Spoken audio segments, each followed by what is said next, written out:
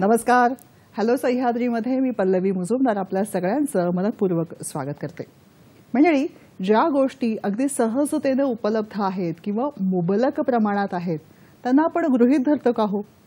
असं म्हणायचं कारण म्हणजे हवा, पाणी, प्रकाश या बाबतीमध्ये मानवी वर्तन हे काही प्रमाणात असं दिसतंय. मुळात असं म्हणताना एक गोष्ट मनामध्ये येतं की पृथ्वी असा आपण जेव्हा उल्लेख करतो तेव्हा त्यामध्ये हवामान, हिमनदी, समुद्र, जीवाश्म असे अनेक घटक येतात. त्यातला हवामान असं जेव्हा म्हटलं जातं तेव्हा वर्षभरामध्ये पावसाळ्याचा सीझन नसताना सुद्धा कोसळणारा पाऊस किंवा हवामानामध्ये इंडेक्स नावाची जी गोष्ट आहे त्याचा विचार करताना तो निर्देशांकाचा वाढत्या प्रदूषणाकडे झुकलेला बोचरा बाण या गोष्टी वृत्तपत्रांमधनं, बातम्यांमधनं आपल्याला जेव्हा दिसतात तेव्हा लक्षामध्ये येतं काहीतरी कुठेतरी बिनसलंय. हे बिनसलेलं समजतं, सुधारायचं कसं? सुधारण्याला वाव आहे. कुठे, कसा आणि कशा पद्धतीने कोणी सुधारणा करायची सगळं काही बोलूया आजच्या भागात. आजचा आपला हॅलो सह्याद्रीचा विषय आहे हवामान बदल आणि प्रदूषण.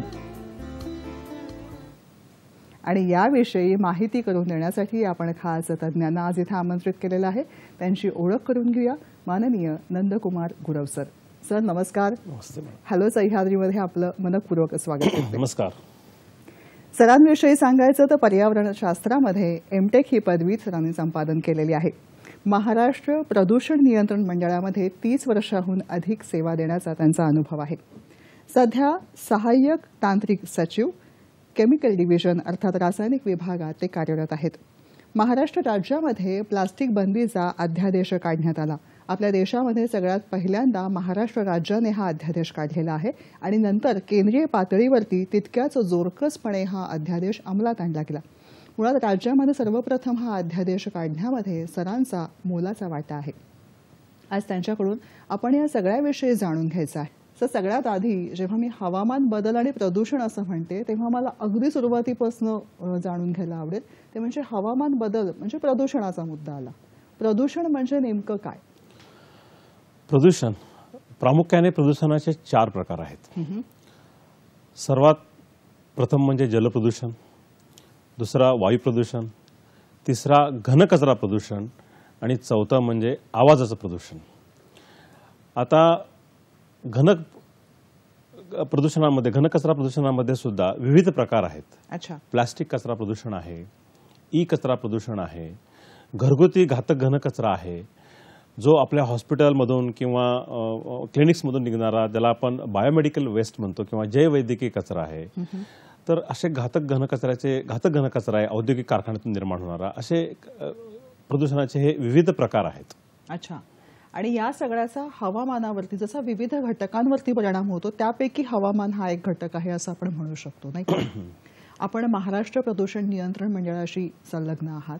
मुळात मंडळाचं कार्यप्रणाली काय असते आणि हवामान बदल या दृष्टिकोनातनं आणि प्रदूषण या दृष्टिकोनातनं आपण कशा पद्धतीने कार्यपद्धती असते? महाराष्ट्र प्रदूषण नियंत्रण मंडळाची स्थापना महाराष्ट्र जलप्रदूषण कायदा 1969च्या अंतर्गत 7 सप्टेंबर 1970 रोजी झाली. महाराष्ट्राला अभिमान आहे की महाराष्ट्र हे देशामधील पहिलं राज्य आहे की जे जलप्रदूषणासाठी कायदा तयार करणार. वा. म्हणजे केंद्र शासनाचा जो कायदा आहे जलप्रदूषण नियंत्रण कायदा हा 1974चा आहे. त्याच्या आधीपासून महाराष्ट्रामध्ये 1969 पासून हा कायदाची अंमलबजावणी सुरू झालेली आहे. नंतर केंद्र शासनाने विविध कायदे तयार केले. जल प्रदूषण कायदा 1974, हवा प्रदूषण कायदा 1981, त्यानंतर पर्यावरण संरक्षण कायदा 1986 आणि त्या पर्यावरण संरक्षण कायदा 1986 अंतर्गत विविध नियम करण्यात आलेले आहेत. त्यामध्ये घातक घनकचरा नियम आहे, घरगुती घनकचरा नियम आहे, ई कचरा व्यवस्थापन नियम आहे, घातक घनकचरा नियम आहे, प्लास्टिक कचरा व्यवस्थापन नियम आहे. असे विविध नियम ह्या पर्यावरण संरक्षण कायदा 1986 अंतर्गत तयार केलेले आहेत. प्रदूषण नियंत्रण मंडळाचं महत्त्वाचं कार्यप्रणाली म्हणजे की ह्या सर्व कायद्याची प्रभावीपणे अंमलबजावणी करणे. हे सर्व कायदे पर्यावरण रक्षणासाठी किंवा प्रदूषण कमी करण्याकरता शासनाने तयार केलेले आहेत. जेव्हा प्रदूषण असं म्हणतो तेव्हा हवामानातला बदल आणि प्रदूषण याची नेमकी परिस्थिती काय असते? व्याख्या असं म्हणण्यापेक्षा परिस्थिती नेमकी काय घडत असते? आता हवा प्रदूषण, बेसिकली हवा प्रदूषण म्हणजे काय? हवा प्रदूषण म्हणजे नैसर्गिक हवेमध्ये येणारे वेगवेगळे घटक. अच्छा. त्याला आपण हवा प्रदूषण म्हणतो. आता बऱ्याच वेळा मानवनिर्मित जे आपल्या घटना असतात, मानवनिर्मित घटनांमुळे आपण वेगवेगळे ऍक्टिव्हिटीज करतो, वेगवेगळे आपण इंडस्ट्रीज करतो. आपल्या ह्या ऍक्टिव्हिटीजमुळे वातावरणामध्ये विविध प्रकारचे घटक आपण सोडत असतो. त्यामध्ये आता जे कारखाने आहेत, कारखान्यांमधून सल्फर डायऑक्साईड पडतो, व्हेकलमधून कार्बन मोनॉक्साईड बाहेर पडतो, कार्बन डायऑक्साईड कारखान्यामधून बाहेर पडतो, ऑक्साईड्स ऑफ नायट्रोजन असतं. असे विविध जे हवेचे प्रदूषण तयार करणारे गॅसेस आहेत हे वातावरणामध्ये मिसळत असतात. त्याशिवाय धुलीकण हा एक महत्त्वाचा वातावरणामध्ये पसरणारा मोठा घटक आहे. हा धुलीकणाचा सुद्धा खूप आपल्या वातावरणामध्ये परिणाम होतो. धुलीकण हे फक्त इंडस्ट्रीमुळे होतं असं नाही. ऍक्च्युअली आपल्या व्हेकलच्या जाण्या येण्याने सुद्धा धुलीकण होतं. इव्हन वातावरणातील बदलांमुळे सुद्धा धुलीकण होतं. बिल्डिंग कन्स्ट्रक्शन करत असताना मोठ्या प्रमाणात धुलीकण होतं. त्यानंतर इन्फ्रास्ट्रक्चर प्रोजेक्ट तयार करत असताना सुद्धा मोठ्या प्रमाणात धुलीकण होतं. आता धुलीकणांमध्ये सुद्धा दोन प्रकार आहेत. धुलीकण म्हणजे पार्टिक्युलेट मॅटर 2.5 आणि particulate matter 10 micron. PM10, 10 means 10 micron पेक्षा मोठ्या कमी जाडीची.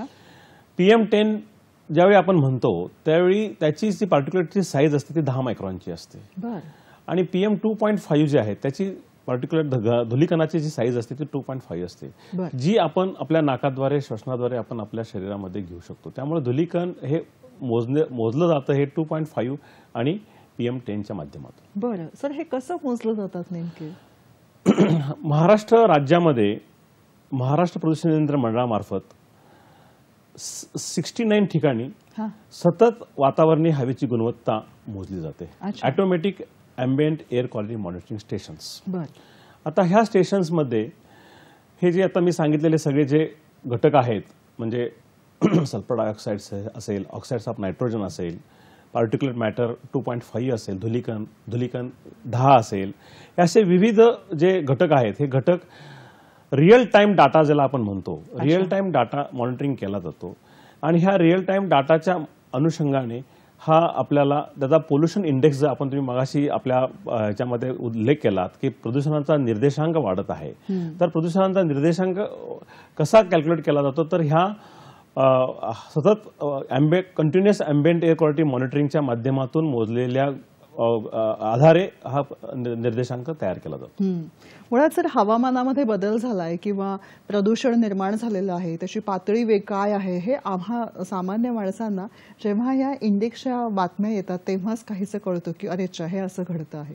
पण मुळात सामान्य माणसांसाठी हे मला जाणून घ्यायला खूप आवडेल की प्रदूषण याचा टप्पा तुम्ही मगासपासून अनेक मुद्दे कचरा, प्लास्टिक, नंतर मग वेगवेगळ्या प्रकारे बायोमेडिकल कचरा म्हणाला, तसं मुळात हे सगळं कशा पद्धतीने हवेमध्ये मिश्र होतं आणि हा कचरा किंवा हे सगळं जे आहे ते प्रदूषित होतं? मानव निर्मित ज्या घटना आहेत त्यामुळे ग्रीन हाऊस गॅसेस, ज्याला आपण ग्रीन हाऊस गॅसेस म्हणतो, ते उत्सर्जनामुळे हवामान बदलाला प्रमुख कारण बेसिकली मानवनिर्मित घटनांमुळे आहे. आणि ह्या घटनांमुळे कार्बन डायऑक्साईड्स, मिथेन, क्लोरोफ्लोरोकार्बन यासारखे जे घटक आहेत हे घटक वातावरणामध्ये मिसळतात.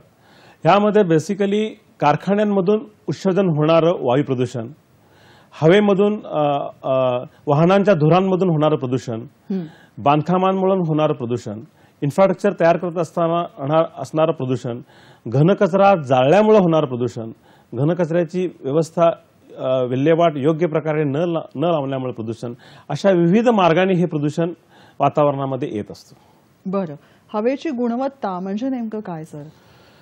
हवेची गुणवत्ता हे मी सांगितलेले मगाशी घटक त्या घटकाच्या अनुषंगानं मोजली जाते. PM2.5 ची जी मर्यादा दिलेली आहे ही मर्यादा 24 तासासाठी 60 दिलेली आहे आणि 40 दिलेली आहे आणि अॅन्युअल ॲव्हरेजसाठी 60 मायक्रोग्रॅम पर मीटर क्यूब दिलेली आहे.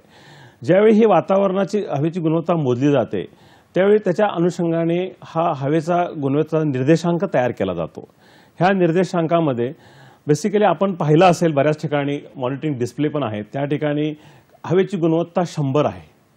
आता हवेची गुणवत्ता 100 म्हणजे काय, तर हवेच्या गुणवत्तेचे हे दिलेले आहेत. 0 ते 50 असेल तर ती हवेची गुणवत्ता चांगली अशी आपण समजलं जातो. हवेची गुणवत्ता 50 ते 100 असेल तर ती आपण समाधानकारक समजलं जातो. 100 ते 200 असेल तर मध्यम समजलं जातो. 200 ते 300 असेल तर आपण खराब समजलं जातो. 300 ते 400 असेल तर अति खराब समजलं जातो आणि 400च्या वरती असेल तर आपण घातक समजलं जातो. हे असे निर्देशांक आहेत. ह्या निर्देशकांच्या अनुषंगानं आपल्याला आपल्या हवेची गुणवत्ता जी आहे आपल्या परिसरामधली ती कशी आहे, समाधानकारक आहे की नाही हे आपणास समजून येतं.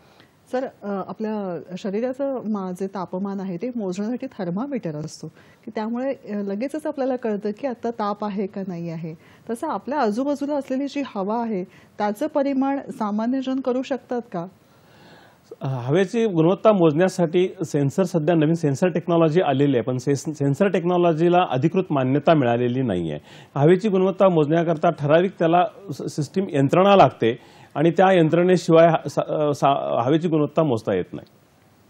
अच्छा सर, या गुणवत्तेमध्ये अनेक घटक असतात, त्याविषयी सुद्धा मला जाणून घ्यायचंय, पण आपण थोडीशी विश्रांती घेतोय, लगेच परत येतोय हॅलो सह्याद्रीमध्ये.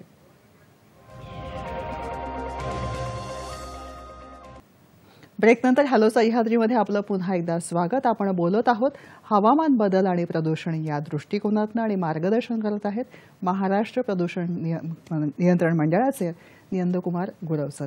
सर, आपण जेव्हा बोलत आहोत तेव्हा प्रदूषण म्हणजे काय, हवेची गुणवत्ता म्हणजे काय, या सगळ्या मुद्द्यांविषयी आपण जाणून घेतलं. पण त्याबरोबरीने महत्त्वाचा मुद्दा येतो की प्रदूषणाचं नियंत्रण असं म्हणत असताना महाराष्ट्र प्रदूषण नियंत्रण मंडळाची कार्यप्रणाली काय असते जेणेकरून हे प्रदूषण नियंत्रणात यायला मदत होते?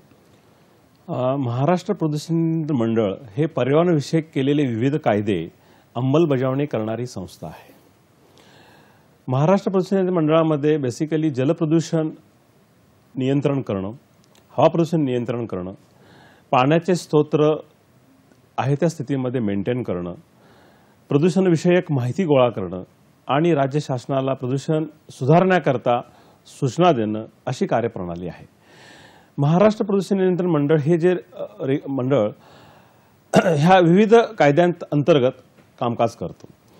आता मी तुम्हाला छोटंसं उदाहरण देतो की महाराष्ट्र प्रदूषण नियंत्रण मंडळामार्फत एखादा कारखाना समजा सुरू करायचा असेल तर तो कारखाना सुरू करण्यापूर्वी त्या कारखान्याला महाराष्ट्र प्रदूषण मंडळाचं संमतीपत्र घेणं आवश्यक असतं आणि हे संमतीपत्र देत असताना त्या कारखान्यापासून कोणत्या प्रकारचं प्रदूषण होणार आहे, हवेचे प्रदूषण होणार आहे का, पाण्याचं प्रदूषण होणार आहे की घातक घनकचऱ्याचं प्रदूषण होणार आहे, या विविध अंगांचा अभ्यास करून प्रदूषण नियंत्रण मंडळ सदर उद्योगांना संमतीपत्र देतं आणि संमतीपत्र देत असताना त्या संमतीपत्रामध्ये ते कोणत्या प्रकारचे उपाययोजना करणार आहेत, कोणत्या प्रकारचे पोल्युशन कंट्रोल ॲक्टिव्हिटीज त्यांच्या उद्योगांमध्ये घालणार आहेत ह्याची सगळी तपासणी केल्यानंतरच संमतीपत्र दिलं जातं. आणि हे संमतीपत्र दिल्यानंतर कारखाना सुरू झाल्यानंतर त्या कारखान्यावरती व्हिजिलन्स ठेवून मॉनिटरिंग करून त्या कारखान्यातून प्रदूषण होत आहे किंवा नाही याची सुद्धा तपासणी महाराष्ट्र प्रदूषण मंडळामार्फत करण्यात येते. म्हणजे हा एक टप्प्याटप्प्याने पूर्ण त्या गोष्टीवरती खऱ्या अर्थाने नियंत्रण राहील आणि गोष्टी आपल्या दृष्टिक्षेपात येतील अशा दृष्टीने प्रयत्न केले जातात असं आपण म्हणू शकतो. तर या सगळ्यामध्ये एक मुद्दा येतो की सामान्य जनांच्या बाबतीमध्ये असं होतं की प्लास्टिक घरामध्ये असतं, ई कचरा असतो.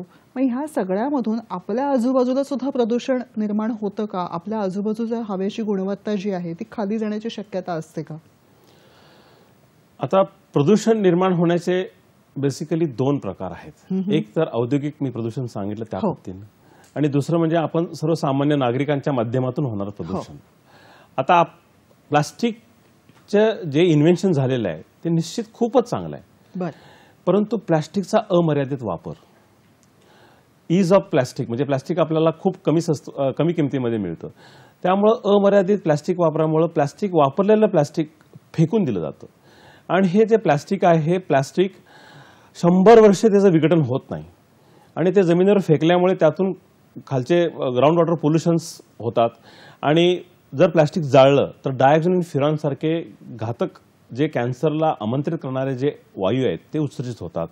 त्यामुळे अमर्यादित प्लास्टिकचा वापर आणि सर्वसामान्य लोकांकडून त्याची म्हणजे त्याच्यावरती व्यवस्थापन त्याचं प्रॉपर केलं जात नाही. त्यामुळे प्लास्टिक किंवा कोणताही घातक आपल्या घरातून निघणारा घरगुती घनकचरा असेल, आपण घरातून निघणारा घरगुती घनकचरा सुद्धा खरं पाहिलं तर ऑर्गॅनिक कचरा म्हणजे ओला कचरा आणि सुका कचरा जर वेगळा केला आणि त्याची जर विल्हेवाट प्रॉपर पद्धतीने महानगरपालिकेमार्फत लावली तर हा प्रदूषणाचे प्रकार होणार नाहीत. सर, ओला कचरा आणि सुका कचरा हा घराघरामध्ये असलेला ज्वलंत मुद्दा आहे, कारण त्याविषयी परिपत्रक हे सतत सोसायट्या जारी करत असतात आणि पुन्हा पुन्हा पुन्हा पुन्हा तोच मुद्दा सांगावा लागतो असं काहीसं चित्र बऱ्याच ठिकाणी दिसतं. मुळात ओला कचरा सुका कचरा हे वर्गीकरण आणि त्याचं वर्गीकरणाची कारणमीमांसा आणि हवामानामध्ये प्रदूषणामध्ये यामुळे घडणारे बदल याविषयी थोडं अधिक जाणून घ्यायला आवडेल. ओला कचरा म्हणजे जो कचरा ऑर्गॅनिक असतो की जो डिकॉम्पोज होऊ शकतो, ज्याचं बायोलॉजिकली डिकॉम्पोज होऊ शकतो. आणि सुका कचरा म्हणजे प्लॅस्टिक, मेटल्स, बॅटरी आपल्या असेल, घरातील बल्ब्स असतील किंवा मेडिसिन्स असतील, दॅट इज कॉल्ड ॲज सुका कचरा. आता ओला कचरा आणि सुका कचरा वेगळा केल्यामुळे ओला कचरा जो आहे तो आपल्याला कंपोस्ट पद्धतीने ट्रीट करता येतो आणि सुका कचरा जो आहे प्लॅस्टिक असेल, मेटल असेल, ग्लास बॉटल्स असतील, हे आपल्याला रिसायकल करता येतात. आणि जर हे दोन्ही मिक्स करून जर डंप यार्डवरती गेलं तर ते त्याला प्रक्रिया करण्याकरता किंवा प्रोसेस करण्याकरता खूप म्हणजे प्रयत्न करावे लागतात आणि तो न केल्यामुळे जमिनीतील पाणी प्रदूषण होतं. प्लॅस्टिक कचरा डम्पिंग ग्राउंडवर गेल्यामुळे जाळल्यामुळे त्यातून मोठ्या प्रमाणात वायू निर्माण होतात आणि त्यामुळं कचऱ्याचं वर्गीकरण ॲट सोर्स म्हणजे प्रत्येक घरामध्ये करणं बंधनकारक आहे. बेसिकली जो नागरी घनकचरा अधिनियम 2016 जो आहे त्यानुसार प्रत्येक नागरिकाची जबाबदारी आहे की त्यांच्या घरातून निर्माण होणारा जो कचरा आहे, सुका कचरा आणि ओला कचरा हा वेगळ्या पद्धतीनेच गोळा करून हा महानगरपालिकेच्या कर्मचाऱ्यांच्याकडे देणं अपेक्षित आहे. यामध्ये अनेक मुद्दे आहेत ते जाणून घ्यायचे, पण एक फोन आलेला आहे, तुमच्या परवानगीने तो फोन घेते. शिवानंद वसेदार आपल्याशी बोलतायत निपाणीहून. नमस्कार, बोला. आता सध्या म्हणजे मॅडम परिस्थिती अशी झाली की उन्हाळ्यामध्ये पाऊस, पावसाळ्यामध्ये उन्हाळा आणि धुकाट सुद्धा वेगवेगळं कवा वाटत पडालेलं आहे. त्याच्यामुळं आता प्रदूषण एवढं वाढलेलं आहे की म्हणजे ते वारं फिरल्यामुळं ते फॅक्टरी असून दे किंवा हे जे ते वाऱ्यानं सगळं प्रदूषण उलटं पुलटं व्हायला आहे आणि ते लोकांना आजार वगैरे यायला आहे. मग हे वातावरण असं झाल्यामुळं आपण कोणती काळजी घेतली पाहिजे आणि काय काळजी घेतल्या पाहिजे आणि काय केलं पाहिजे जेणेकरून आपल्याला आजार वगैरे येणार नाही, काय नाही. आता पाण्यात सुद्धा बदल होतोय, हवा बदल होते, म्हणून काय केलं पाहिजे असं विचारतं पण मला. धन्यवाद. अगदी नेमका प्रश्न आहे. हवामानाचं वारं फिरलेलं आहे सर, काय करायचं? आता हवामान बदल जो आहे, inter government panel on climate change आणि एक रिपोर्ट सादर केलेला आहे 2021ला. बरं. त्यामध्ये जर आपण बघितलं तर हवामान बदलामध्ये वातावरणातील टेम्परेचर जे आहे 1.1 डिग्रीने वाढलेलं आहे. अच्छा. म्हणजे पूर्व औद्योगिक परिस्थिती आणि आता औद्योगिकरणानंतरच्या परिस्थितीमध्ये 1.1 डिग्रीने वाढलेलं आहे. तर हे का वाढलेलं आहे? तर मानवनिर्मित घटनांमुळे जे ग्रीन हाऊस गॅसेस, ज्याला आपण कार्बन डायऑक्साईड म्हणतो, मिथेन म्हणतो, हे जे क्लोरोफ्लोरोकार्बन्स आहेत, हे उत्सर्जन केल्यामुळे वातावरणामध्ये हे जे घटक आहेत, हे घटक पृथ्वीवरून परावर्तित होणारे जे हे आहेत रेज, तर ते ट्रॅप करतात आणि वातावरणातील तापमानामध्ये, पृथ्वीवरील तापमानामध्ये वाढ होते. आणि अशा वाढीमुळे आपण बऱ्याच ठिकाणी बघतो की बऱ्याच ठिकाणी अवेळी पाऊस पडतो, बऱ्याच ठिकाणी पाऊस पडतच नाही, ड्रॉट सिच्युएशन आहे, खूप मोठ्या प्रमाणामध्ये चक्रीवादळ येतात. त्यानंतर आपण बऱ्याच ठिकाणी आपल्याला पाऊस पडला तर प्रचंड पाऊस पडतो, पाऊस नसला तर काहीच पाऊस पडत नाही. अशा वातावरणामध्ये पावसाचा सीझन नसताना पाऊस पडतो खरंय. आणि ज्यावेळी पावसाचा सीझन आहे त्यावेळी पाऊस पडत नाही. पाऊस पडला तर कमी कालावधीमध्ये तुफान पाऊस पडतो, जेणेकरून खूप मोठ्या प्रमाणात पूर येतो. हे सगळे हे वातावरण बदलाचे हे जे आहेत, ह्या वातावरण बदलामुळे होणारे हे सगळे परिणाम आहेत. आता वातावरण बदल रोखण्याकरता बेसिकली कृती आराखडा राज्य शासनाने सुद्धा तयार केलेला आहे. State action plan for climate change हा तयार करण्यात येत आहे आणि त्यासाठी एक तज्ज्ञ संस्थेची सुद्धा मदत घेण्याचं काम चालू आहे. आता हे वातावरण बदल जे होतं, वातावरण बदल रोखण्याकरता बेसिकली कसं आहे की आपल्याला जे फोसाईल फ्युएल्स, आपल्याला जी इलेक्ट्रिसिटी लागते त्यापासून फार मोठ्या प्रमाणामध्ये कार्बन डायऑक्साईड तयार होतो. आपण कोळसा जो जाळतो, कोळसा जाळल्यामुळे फार मोठ्या प्रमाणामध्ये कार्बन डायऑक्साईड तयार होतो. तर डिकार्बोनायझेशन एनर्जी जनरेशन म्हणजे कोळसा न जाळता आपल्याला विजेची निर्मिती कशी करता येईल ह्यासाठी आपल्याला उपाययोजना करणं आवश्यक आहे. दुसरं म्हणजे आपल्याला हे जे घनकचरा जो आहे, घनकचऱ्याची विल्हेवाट प्रॉपर पद्धतीने लावणं आवश्यक आहे. त्यानंतर वाहनातून निर्माण होणारं जे प्रदूषण आहे त्यामुळे आपल्याला इलेक्ट्रिक व्हेकल्स किंवा इलेक्ट्रिक व्हेकलचा आपल्याला अल्टरनेटिव्ह करण्याची गरज आहे. हे असे विविध आपल्याला उपाययोजना केल्यानंतरच बेसिकली वातावरण बदल जो होत आहे त्यासाठी आपल्याला नियंत्रण करणे शक्य होईल. आणि सर्वात आता आपण जो प्रश्न विचारलात की बाबा असं घडते तर आता काय करायचं, आता आपण बघितलं की वातावरणामध्ये धुलीकणाचं प्रमाण बऱ्याच ठिकाणी असतं. काही ह्या ठिकाणी आपण मास्क लावणे किंवा ज्या ठिकाणी हवेची गुणवत्ता आपल्याला माहिती असेल तर त्यावेळी आपण थोडंसं बाहेर पडण्याचं अवॉइड करणे, हेच यामध्ये आपण करू शकतो. बरोबर आहे सर. ह्यामध्ये एक मुद्दा येतो तो म्हणजे त्यांनी विचारलं तर खूप छान, आपण काय करू शकतो. आपल्या घरामध्ये आज इलेक्ट्रॉनिक गॅजेट्स अनेक प्रकारामध्ये आहेत आणि त्या अनेक प्रकारांचा सतत आपण वापर सुद्धा वेगवेगळ्या पद्धतीने करतो आणि बदल सुद्धा त्यामध्ये करत असतो. नवीन गॅजेट्स आल्यानंतर जुन्या गॅजेट्सचं करायचं काय, तो कचरा आपल्या परिसरामध्ये सुद्धा घरापासून सगळीकडे एक मोठा डोंगर उभा करतोय. त्या बाबतीमध्ये काय करता येऊ शकेल. आता ई कचरा ही एक जागतिक समस्या आहे. अच्छा. ई कचरा जर बघितलं तर आता गॅजेट्सचं वापरण्याचं प्रमाण मला असं वाटत नाही की एकही व्यक्ती मोबाईलशिवाय असेल म्हणून. आणि यूज अँड थ्रो हा प्रकार फार मोठ्या प्रमाणामध्ये वाढत आहे. दर 3 वर्षांनी 4 वर्षांनी आपण आपलं गॅजेट बदलतो आणि जे निकामी दुसरं जे ओल्ड झालेलं गॅजेट आहे त्याची विल्हेवाट लावायची कशी, हा सर्वात महत्त्वाचा प्रश्न आहे. तर ई कचरा व्यवस्थापन अधिनियम 2016 नुसार बेसिकली जे प्रोड्युसर आहेत, जे गॅजेट तयार करतात, जेव्हा इलेक्ट्रॉनिक्स आयटम तयार करतात, त्यांची जबाबदारी आहे एक्सटेंडेड प्रोड्युसर रिस्पॉन्सिबिलिटी प्लॅन. अच्छा. म्हणजे हे जे प्रोड्युसर आहेत त्या प्रोड्युसरांनी बेसिकली याच्यामध्ये ते जे मटेरियल विकतात मार्केटमध्ये, at the end of life ते मटेरियल परत घेऊन त्याची योग्य प्रकारे शास्त्रीय पद्धतीने विल्हेवाट लावण्याची जबाबदारी ही प्रोड्युसरांच्यावरती दिलेली आहे. अच्छा. त्यासाठी विविध ठिकाणी कलेक्शन सेंटर्स ओपन करणं आवश्यक आहे. नगरपालिका, महानगरपालिकेच्या माध्यमातून सुद्धा कलेक्शन सेंटर्स ओपन करणं आणि सर्वसामान्य नागरिकांनी अशा कलेक्शन सेंटरमध्येच किंवा ज्या ठिकाणी ई वेस्ट गोळा फॉर्मल रिसायकल केलं जातं अशा ठिकाणीच देणं आवश्यक आहे. सर, आता मुद्दा येतो की अशा ठिकाणी देण्यापूर्वी अनेक विक्रेते असतात की जे म्हणतात तुमचं जुने गॅजेट्सचा त्या बदल्यामध्ये तुम्हाला आर्थिक मोबदला दिला जाईल आणि मग तिथं हे गॅजेट सुपूर्त केले जातात. हे योग्य आहे का? ई कचरा व्यवस्थापन करणाऱ्या गॅजेट्सच्या दुकानामध्ये तिथे सेंटर्सवरती जाऊन तिथं गॅजेट्स देणं योग्य आहे? आता कसं आहे, काही ठिकाणी काही जे मोठे जे आउटलेट्स आहेत त्या ठिकाणी तुमचं ज्यावेळी गॅजेट वापस घेतलं जातं त्यावेळी ते अधिकृत जे रिसायकलर्स आहेत त्या ठिकाणीच ते पाठवलं जातं. अच्छा. परंतु जे आपल्या घरामध्ये येणारे भंगारवाले जे आहेत किंवा जे इनफॉर्मल सेक्टरमध्ये जे कलेक्ट केलं जातं त्याची विल्हेवाट शास्त्रीय पद्धतीने लावली जात नाही. त्यामुळे शक्यतो आपण जे इनफॉर्मल करणारे जे आहेत त्यांना आपण हे गॅजेट्स देण्यापेक्षा कलेक्शन सेंटर्समध्ये किंवा ज्या ठिकाणी गॅजेट्स परत घेतली जातात त्या ठिकाणी देणं योग्य राहील. शासन स्तरावरती जे इनफॉर्मल सेक्टर आहेत त्यांना फॉर्मली कसं करता येईल किंवा त्यांना अधिकृतपणे कसं करता येईल, त्यांना प्रॉपर पद्धतीने ट्रेनिंग देऊन अधिकृत रिसायकलिंग कसं करता येईल या पद्धतीचे सुद्धा प्रयत्न चालू आहेत. बरं, पुढचा फोन आहे. कल्याणहून एक सखी आपल्याशी संपर्क साधतायत. नमस्कार. बोला ताई. हा, हॅलो. बोला. हा, माझे 2 प्रश्न आहेत. हो त्यातला हो. पहिला प्रश्न असा आहे की आजचा जो विषय आहे हवामान बदल आणि प्रदूषण, हा एक भाग झाला संपूर्ण पर्यावरणाच्या दृष्टीने.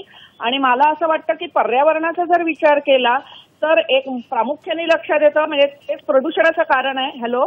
हो, बोला ना ताई. हा, प्रदूषणाचं तेच कारण आहे की शहरामध्ये प्रचंड लोकसंख्या एकाच ठिकाणी एकवटलेली आहे. म्हणजे आधीच आपल्या देशात लोकसंख्या खूप आहे आणि तिचं पुन्हा ध्रुवीकरण झालंय की ग्रामीण भागात कमी, शहरी भागात जास्ती. त्याच्यामुळे प्रदूषण होणारच आहे, कारण त्या प्रमाणात कचरा, त्या प्रमाणात सगळंच वाढत जाईल. तर त्याच्यासाठी काय करता येईल. आणि दुसरं म्हणजे असे कायदे वगैरे राज्यापुरते किंवा राष्ट्रापुरते करण्यापेक्षा हा आंतरराष्ट्रीय स्तरावर सोडवण्याचा प्रश्न आहे. कारण आपण जर सोशल माध्यम पाहिलं तर एका परदेशामध्ये लाकडाची घरं आहेत. म्हणजे आता तिथे किती प्रमाणात झाडतोड होत असेल. म्हणजे पर्यायाने ते ऑक्सिजन कमीच करतात आहेत ना. आणि ह्युमन लाईफ तर सगळीकडे सारखंच आहे, त्यांना तेवढाच ऑक्सिजन लागणार आहे. तर या सगळ्याचा विचार एकत्रित होणं जरुरी नाही का? आपलं काय मत आहे? धन्यवाद मॅडम. आपण विचारलेला प्रश्न अतिशय छान आहे. हो. निश्चितच शहरीकरण खूप मोठ्या प्रमाणामध्ये होत चाललंय. ऍक्च्युली डिसेंट्रलाइज पद्धतीने ज्यावेळी आपलं विकास होईल त्याचवेळी थोडीशी आपल्याला प्रदूषणापासून थोड्या प्रमाणामध्ये मुक्ती मिळू शकेल.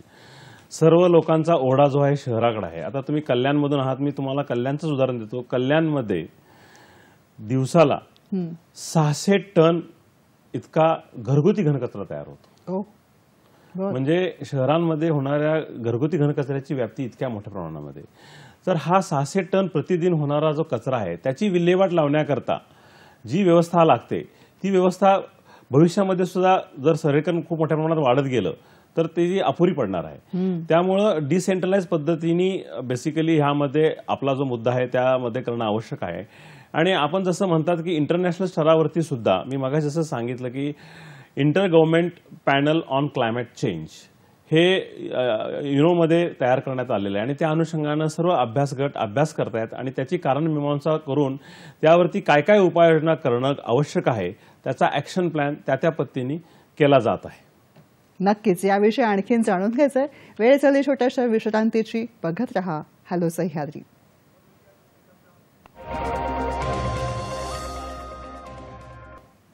ब्रेकनंतर हॅलो सह्याद्रीमध्ये आपलं पुन्हा एकदा स्वागत. आज आपण बोलत आहोत हवामान बदल आणि प्रदूषण आणि या दृष्टिकोनातून आपल्याला मार्गदर्शन करत आहेत नंदकुमार गुरव सर. सर, आपण जेव्हा म्हणत आहोत की हवामानामध्ये जे घातक वायू येतात त्या माध्यमातून हे सगळं कचरा आणि प्रदूषणाचं प्रस्थ मोठं झालेलं आहे. पण या बरोबरीने मला एक आवर्जून या मुद्द्याकडे यायला आवडेल, ते म्हणजे असं की प्लास्टिक बंदीचा राज्यामध्ये अध्यादेश काढण्यामध्ये आपला मोलाचा वाटा आहे. पण मुळात प्लास्टिक बंदी हा जेव्हा मुद्दा येतो तेव्हा अगदी सहजतेने भाजीवाल्याकडे मिळणारी पिशवी ते मोठ्या मोठ्या मॉल्समध्ये असलेल्या आकर्षक पिशव्या या सामान्य गृहिणीला मोहात पाडतात. प्लास्टिक बंदी त्याचं कारणही मला जाणून घ्यायला आवडेल आणि त्यामुळे पर्यावरणाच्या दृष्टिकोनातून कसं घातक मोठ्या प्रमाणामध्ये दूरदृष्टी ठेवून उपाययोजना करण्याची आवश्यकता आहे याविषयी आपला असलेला अभ्यास याविषयी जाणून घ्यायचा आहे. आपणास माहीत असेल 2005 साली फार मोठ्या प्रमाणामध्ये मुंबईमध्ये पाणी साठलं होतं, मुंबई तुंबली होती. हो. त्यापैकी एक जर कारण बघितलं तर ते प्लॅस्टिकच्या बॅग्स अच्छा. त्या ड्रेनेजमध्ये चोक झाल्या होत्या ओहो. आणि त्यामुळे ड्रेनेजमधनं फ्लो होत नव्हता. आणि त्याचवेळी महाराष्ट्र राज्याने प्लास्टिक बंदीच्या अनुषंगाने धोरणात्मक काहीतरी करण्याची आवश्यकता असल्याचं महाराष्ट्र राज्याचं धोरण होतं. 2006 साली महाराष्ट्र अविघटनशील कायदा अंतर्गत आपण कॅरी बॅग ज्या आहेत ह्या कॅरी बॅग 50 मायक्रॉनपेक्षा कमी जाडीच्या वरती बंदी आणली. अच्छा. ह्याचं प्रायोजन असंच होतं की 50 मायक्रॉनपेक्षा कमी जाडीचे असल्यामुळे ती परत परत वापरता येईल. हा हा. परंतु ते करूनही प्लॅस्टिक कॅरी बॅग वापरामध्ये यूज अँड थ्रोचं प्रमाण खूप वाढलं. म्हणून 2018 साली महाराष्ट्र राज्याने सिंगल यूज प्लॅस्टिक म्हणजे एकल वापर, एकदा वापरून फेकून देण्यात येणारे प्लॅस्टिक खूप मोठ्या प्रमाणामध्ये त्याचा वापर सुरू झाल्यामुळे आणि ते डम्पिंग ग्राउंडवरती आपण बऱ्याच ठिकाणी बघतो. इव्हन आपण ज्यावेळी एखाद्या गावामध्ये एंट्री करतो तर गावाच्या दोन्ही साईडला आपल्याला ते सिंगल यूज प्लास्टिक पडलेले दिसतं. अगदी. आणि हे सिंगल यूज प्लास्टिक पडल्यामुळे हे सिंगल यूज प्लास्टिक जे प्लास्टिक आहे हे प्लास्टिक न विघटन होणार आहे आणि त्यामुळे त्याला 100 वर्ष लागतात. त्यामधून लिचेट्स होऊन घातक जे पदार्थ आहेत ते ग्राउंड वॉटरमध्ये मिक्स होतात आणि जर प्लास्टिक हे जाळलं गेलं तर डायऑक्सिन आणि फ्युरानसारखे त्यामध्ये घातक वायू सुद्धा तयार होतात. त्यामुळे हे प्लास्टिक वेस्ट जे आहे तयार होणारं ह्याच्यावरती नियंत्रण करण्याकरिता महाराष्ट्र राज्याने 2018 साली महाराष्ट्र प्लास्टिक अधिनियम 2018 अध्यादेश केला आणि त्यानुसार सिंगल यूज प्लास्टिकला बंदी केली. आपल्या राज्यामध्ये प्लास्टिक कॅरी बॅग कोणत्याही जाडीची असू दे, म्हणजे इररिस्पेक्टिव्ह ऑफ एनी थिकनेस, आपण प्लास्टिक कॅरी बॅग आपल्या राज्यामध्ये बंद आहे. आणि देशामध्ये जर पाहिलं तर देशामध्ये प्लास्टिक बंदी प्लास्टिक कॅरी बॅग जी आहे ते 120 मायक्रॉनपेक्षा अधिक जाडीची अलाउड आहे. पण महाराष्ट्र राज्यामध्ये carry bag irrespective of size ban आहे. तसेच चमचे, स्ट्रॉ, कप्स, प्लेट्स जे आपण वापरतो एकदा वापरून फेकून देतो ह्या सर्वांवरती बंदी घातलेली आहे. ही बंदी घालण्याचं कारण एकमेव म्हणजे आपण जर विचार केला तर सर्वसामान्य घरगुती कचऱ्यामध्ये 5 ते 6% प्लास्टिक असतं. अच्छा. मी महाराष्ट्र राज्याचं जे नगरांमधून जे होणारं घनकचरा जे क्वांटिटी आहे ती जवळपास 24,000 टन आहे. ओहो. आणि 24,000 टन प्रतिदिन जर आपण 5 ते 6% जर धरलं तर 1200 ते 1500 मेट्रिक टन प्रतिदिन प्लास्टिक कचऱ्याची निर्मिती होते. बापरे, हा त्यामुळे आकडा भयावह आहे. प्लास्टिक कचऱ्याची विल्हेवाट लावणं हा फार मोठा प्रश्न आहे आणि त्या अनुषंगानं हे प्लास्टिक कचऱ्याची विल्हेवाट न लावता आल्यामुळे आपण प्लास्टिक बंदीचे वरती आपण गेलेलो आहोत. आणि हे प्लास्टिक बंदी करण्याचा उद्देश असा आहे की त्याला आपण अल्टरनेटिव्ह आहेत. सिंगल यूज प्लास्टिक न वापरून आपण समजा बाजारामध्ये गेलो तर बाजारामध्ये आपण कॅरी बॅग मागण्यापेक्षा आपण स्वतःची जर पिशवी घेऊन गेलो तर आपल्याला त्याचा निश्चितच फायदा होणार आहे. पण आपल्याला ती सवय झालेली आहे वर्षानुवर्षाची की आपल्याला कॅरी बॅग पाहिजे. त्यामुळे हा कॅरी बॅग न वापरण्यासाठी बेसिकली आपण प्रयत्न करणे आवश्यक आहे. महत्वाचा मुद्दा आहे. प्लास्टिकचे डबे, प्लास्टिकच्या पिशव्या आणि प्लास्टिकच्या अनेकविध वस्तू ह्या घरामध्ये येत असतात. त्याला थांबवणं हे शेवटी आपल्या हातात आहे. फोन आहे आपल्याकडे पुढचा. बंगळुरूहून परशुराम आपल्याशी बोलतायत. परशुराम मोरे, नमस्कार. हा, नमस्कार. बोला. मॅडम, मी परशुराम मोरे बोलतो बँगलोरवरून. माझा असा प्रश्न होता की आम्ही तलोजा एरिया आहे, म्हणजे मुंबईच्या नवी मुंबईमध्येच आहे तलोजा एरिया. तिथे फेज 2 मध्ये काही MIDC आहे, तिथे आमचा रूम आहे. सिडको मध्ये रूम आहे आणि त्या सिडको मध्ये जेव्हा आजूबाजूला म्हणजे काही फॅक्टरीमुळे रात्रीचा खूप उग्र वास येतो, तर त्यांनी तिकडे ट्रीटमेंट प्लांट वगैरे पण आहेत. पण मी पर्सनली तिकडे गेलो आणि मी चेक केलं तर तिकडच्या भरपूर नागरिकांनी पण सांगितलं की हा संध्याकाळचा आम्हाला त्रास होतो. तर तसा त्रास न होण्यासाठी किंवा त्यावरती काही उपाययोजना केलेल्या आहेत, पण ते इफेक्टिव्ह नाहीत तेवढ्या. त्याच्यामुळे हेल्थवरती पण इश्यू होत आहे. अतिशय चांगला प्रश्न आपण विचारला सामान्य नागरिक या दृष्टिकोनातून. ऍक्च्युअली महाराष्ट्र प्रदूषण नियंत्रण मंडळ हे सामान्य नागरिकांसाठीच आहे. अशा प्रकारची आपण आता तळोजामध्ये राहतात, नवी मुंबईमध्ये राहतात. नवी मुंबईमध्ये तळोजा औद्योगिक वसाहत आहे. त्या वसाहतीतून होणाऱ्या प्रदूषणाचा आपणास त्रास होत आहे. महाराष्ट्र प्रदूषण नियंत्रण मंडळाचं प्रादेशिक कार्यालय नवी मुंबईमध्ये आहे. तर नवी मुंबई प्रादेशिक कार्यालयामार्फत त्या परिसरामधील कारखान्यांची तपासणी केली जाते. त्या कारखान्यांच्यावरती तपासणी करून जे दोषी कारखाने असतील, जे वायूचे उत्सर्जन करत असतील किंवा पाण्यावरती प्रक्रिया करत नसतील अशा कारखान्यांवर कायदेशीर कारवाई सुद्धा केली जाते.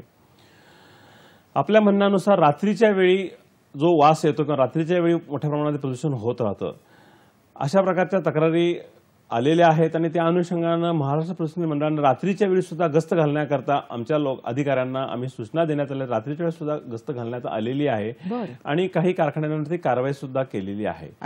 तसेच आता तळोजा औद्योगिक वसाहतीमध्ये जसे वातावरणीय हवेची गुणवत्ता मोजण्याचं यंत्र तळोजा औद्योगिक वसाहतीमध्ये सुद्धा लावण्यात आलेलं आहे.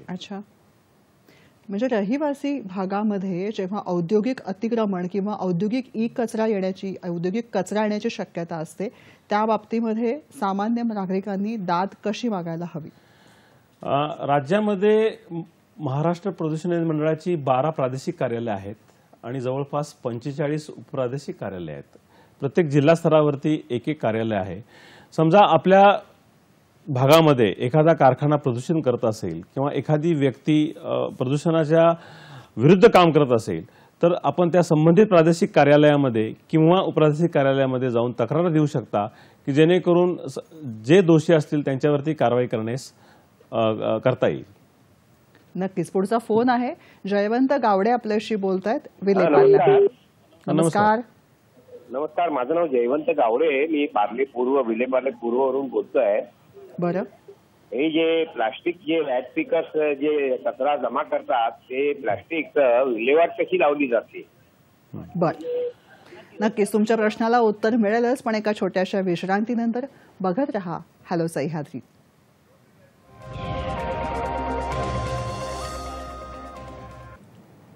ब्रेकनंतर हॅलो सह्याद्रीमध्ये आपलं पुन्हा एकदा स्वागत. ब्रेक घेण्यापूर्वी आपल्याला प्रश्न आला होता, तो म्हणजे गावडे यांचा विलेपार्ल्याहून. जयवंत गावडे यांनी सर आपल्याला म्हटलेलं होतं ते म्हणजे प्लास्टिक गोळा केलं जातं, त्याचं पुढे होतं काय? खूप चांगला प्रश्न आहे. ऍक्च्युअली आपल्याकडे रॅक पिकर आहेत. हे rack picker nothing but environmental friendly आहेत. अच्छा. हे रॅक पिकर प्लास्टिक गोळा करतात आणि हे प्लास्टिक गोळा केलेलं प्लास्टिक हे मुंबई महानगरपालिकेची मटेरियल रिकव्हरी फॅसिलिटी आहे, त्या माध्यमातून प्लास्टिक वेस्ट रिसायकलला जातं. मला इथं मुद्दाम नमूद करावं असं वाटतं की स्त्री मुक्ती संघटना मुंबईमध्ये जी आहे, ज्योती म्हापसेकर ज्या चालवतात, त्यांच्या माध्यमातून बरेच रॅक पिकर जे आहेत हे प्लास्टिक फार मोठ्या प्रमाणामध्ये गोळा करतात. अच्छा. आणि हे प्लास्टिक गोळा करून त्याची प्लास्टिक मटेरियल रिकव्हरी फॅसिलिटीमध्ये देऊन ते अधिकृत प्लास्टिक वेस्ट रिसायकलला पाठवलं जातं. हे प्लास्टिक वेस्ट जे आहे, प्लास्टिक गोळा केलेल्या प्लास्टिक पासून प्लास्टिक ग्रॅन्युअल तयार केलं जातं. त्यानंतर प्लास्टिक पासून ऑइल सुद्धा तयार केलं जातं. हा प्लास्टिकचा वापर रोडमध्ये सुद्धा केला जातो आणि काही प्रमाणामध्ये प्लास्टिक वेस्ट हे को प्रोसेसिंग सुद्धा वापरलं जातं सिमेंट इंडस्ट्रीजमध्ये सुद्धा.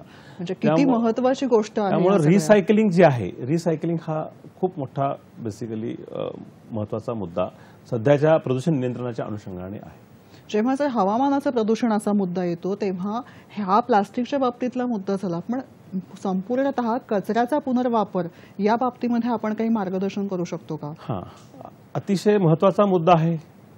सर्क्युलर इकॉनॉमी जर आता आपण बघितलं, जे कचऱ्याचे प्रकार विविध प्रकार आहेत. आता आपल्या घरातील बॅटरी घ्या, आपण ज्या गाड्यांमध्ये आपली बॅटरी असते, ही बॅटरीचं सुद्धा प्रॉपर पद्धतीने रिसायकल केलं जातं. अच्छा.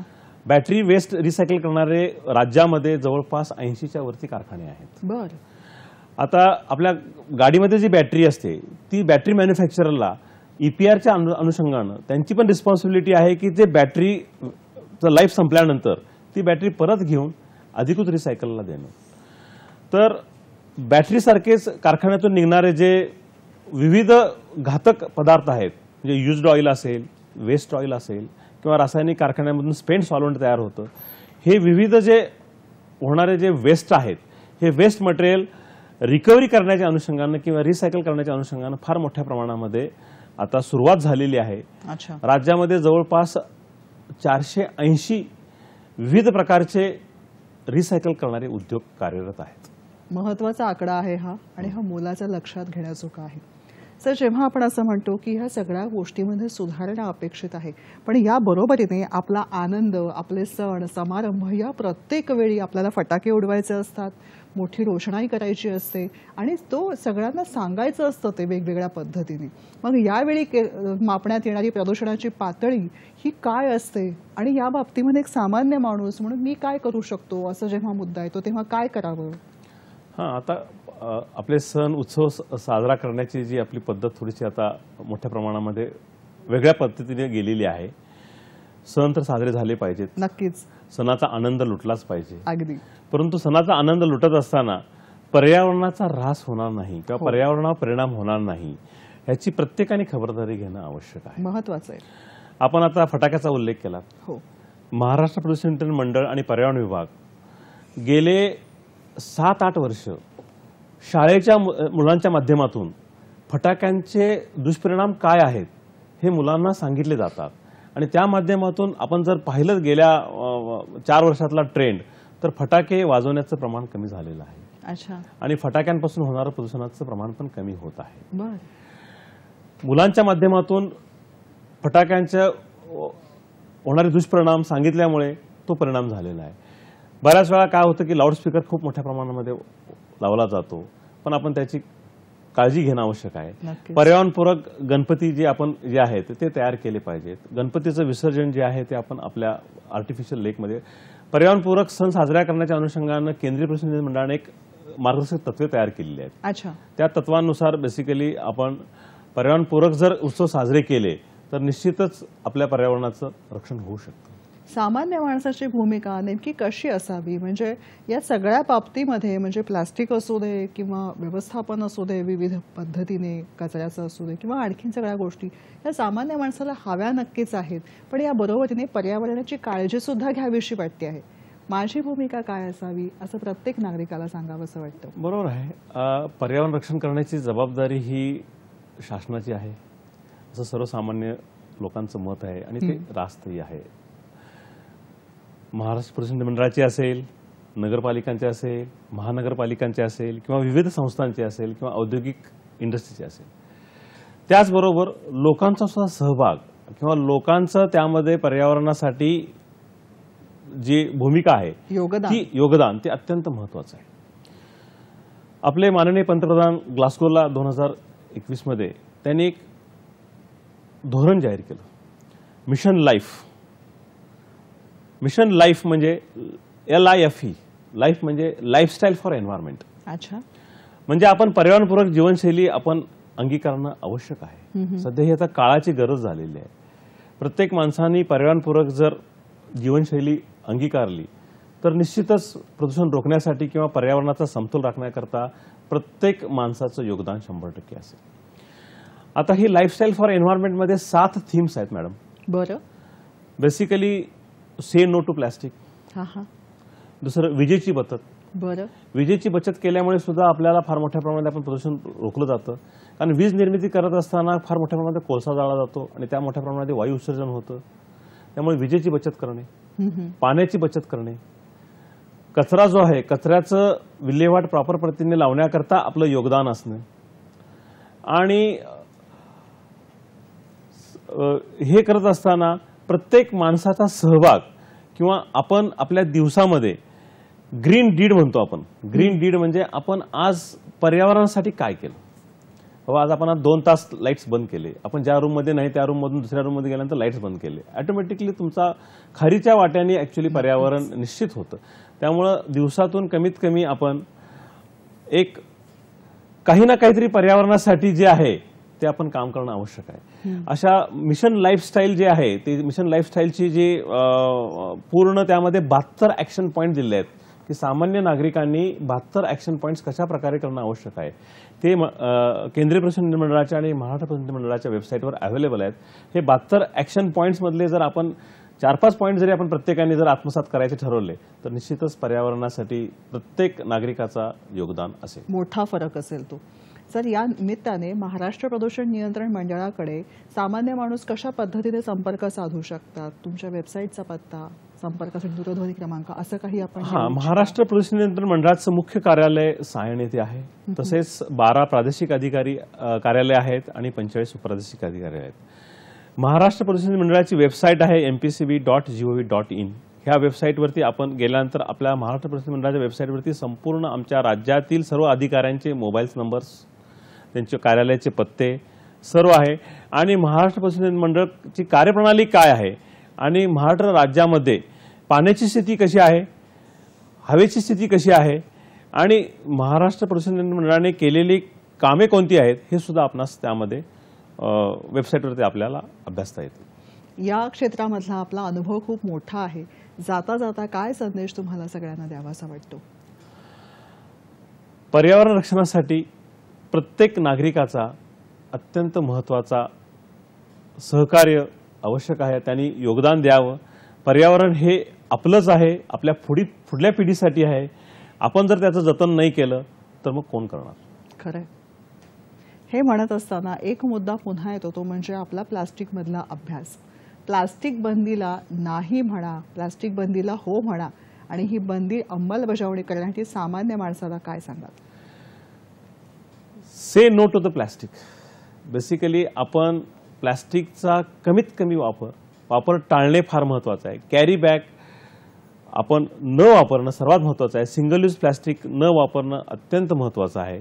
त्यामुळे माझं सर्वसामान्य नागरिकांना हे आव्हान आहे की जे प्लॅस्टिक बंदी केलेले जे आयटम्स आहेत ते आयटम्स आपण वापरू नयेत. बरोबर आहे. मंडळी, एक सगळी माहिती जी आहे ती लक्षात घ्यायला हवी. म्हणजे एकट्या व्यक्तीने काय करावं असं जेव्हा मनात येतं तेव्हा एकटी व्यक्ती काय करू शकेल असं जेव्हा मनात येतं तेव्हा मुद्द्याचा विचार व्हायला हवा. माझ्या सोसायटीची, माझ्या गावाची, माझ्या राज्याची, देशाची लोकसंख्या काय आहे आणि या सगळ्याचा एकत्रित परिणाम म्हणजे सकारात्मकतेकडे वाटचाल आहे. हाही मुद्दा तितकाच मोलाचा आहे. बचतीमध्ये योगदान म्हणजे निर्मितीमध्ये योगदान आहे, हा मुद्दा लक्षात घ्यायला हवा. आणि त्या दृष्टिकोनातनं आजचा आपला हॅलो सह्याद्रीचा हा भाग होता. हवामान बदल, प्रदूषण याविषयी आज नंदकुमार गुरवसर यांच्याकडनं आपण माहिती घेतली. कसा वाटला हा भाग नक्की कळवा. तुमच्या प्रतिक्रियांची आम्ही वाट बघतोय. सर, तुम्ही वेळात वेळ काढून आलात, ही माहिती दिलीत, मनपूर्वक आभार मानते. धन्यवाद. नमस्कार.